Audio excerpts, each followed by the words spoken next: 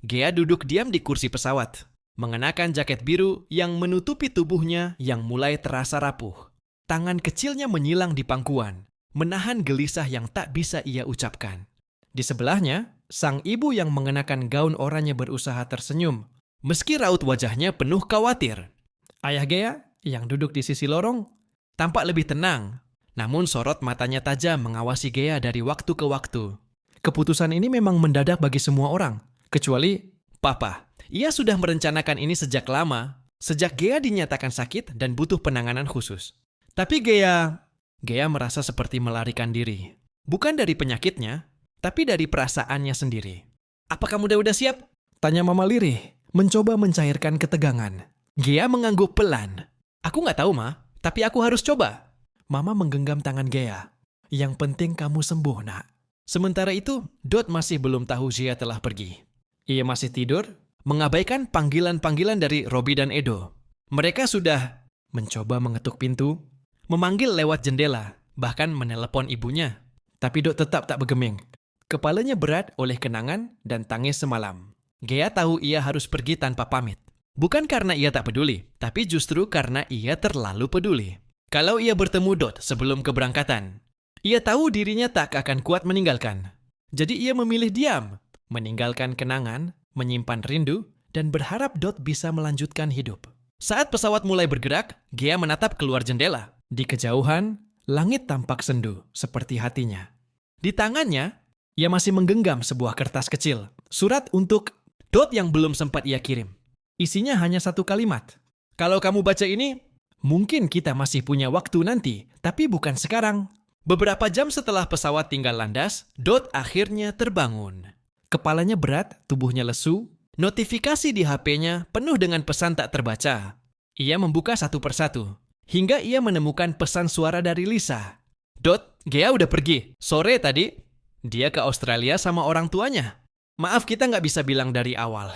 Pesan itu membuat Dot terdiam cukup lama. Ia duduk di ujung ranjang, memandang langit-langit kamar. Napasnya sesak. Ia tahu hubungan mereka sudah retak, tapi ia tak pernah menyangka perpisahan itu akan sedingin ini, tanpa pelukan, tanpa kata maaf langsung, tanpa tatapan terakhir. Robbie dan Edo akhirnya masuk ke rumah setelah mendapat izin dari ibu. Dot, mereka mendapati Dot duduk termenung. "Dot, maaf ya bro, kita juga bingung harus ngomong dari kapan." Dot hanya mengangguk. Lalu setelah beberapa saat hening, ia bertanya pelan. "Dia sakitnya separah itu?" Robbie menatap Edo sejenak, lalu menjawab, "Parah, tapi dia nggak mau kamu tahu. Katanya dia nggak mau kamu kasihan." Dot menggenggam tangan sendiri. "Harusnya gue ada di samping dia. Harusnya gue tahu." Lisa mengirimkan satu foto terakhir. Gambar Gea yang duduk di pesawat, mengenakan jaket biru, bersama kedua orang tuanya. Tatapannya kosong, seperti menyimpan banyak hal yang tak bisa diucapkan. Dot menatap gambar itu lama, lalu meletakkan ponsel ke dada, mencoba menahan tangis. Gea di Australia kini memulai babak baru. Ia tinggal bersama ayahnya, menjalani pemeriksaan lanjutan, dan mencoba hidup dengan rutinitas berbeda. Tapi malam-malamnya selalu sunyi. Ia sering terbangun, memandangi langit dari jendela kamar apartemen, sambil berbisik, "Apa kabar kamu, Dot?" Waktu terus berjalan. 2 bulan sejak Gea pergi, di kampus, kabar tentang hubungan Dot dan Gea yang kandas sudah menyebar. Tapi Dot tetap menutup diri. Ia masih aktif kuliah, tapi tak pernah terlihat tertawa seperti dulu. Ia sering duduk sendiri di perpustakaan atau taman, kampus tempat favoritnya dan Gea dulu. Lisa suatu hari datang membawa surat dari Gea.